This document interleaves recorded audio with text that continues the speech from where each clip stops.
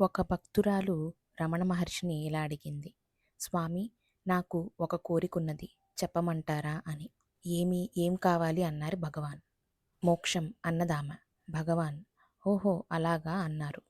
అవును స్వామి, మరేమీ అక్కర్లేదు, మోక్షం ఒకటిస్తే చాలు అందామె. భగవాన్ అప్పుడు ఇలా అన్నారు. సరి సరి మంచిదే అన్నారు. ఎప్పుడో ఇస్తానంటే కాదు స్వామి, ఇప్పుడే కావాలి. సరిపోయిందన్నారు భగవాన్. ఇస్తారా, పోయి వస్తా అందామె. ఆమె గడప దాటి వెళ్ళగానే తుళ్ళిపడి నవ్వుతూ మా వైపు చూసి, మోక్షం ఒకటిస్తే చాలట, వేరే ఏమీ అక్కర్లేదట అన్నారు భగవాన్. నా పక్కనున్న సుబ్బలక్ష్మమ్మ అందుకొని, మేము అందుకే వచ్చున్నాము, ఇంకేమీ వద్దు, మోక్షమిస్తే చాలు అంది చల్లగా. ఓహో అలాగా, ఏమీ వద్దని అన్నీ విడిచిపెడితే ఉండేది మోక్షమే, ఒకరిచ్చేదేమిటి, అది ఉండేదే కదా అన్నారు భగవాన్.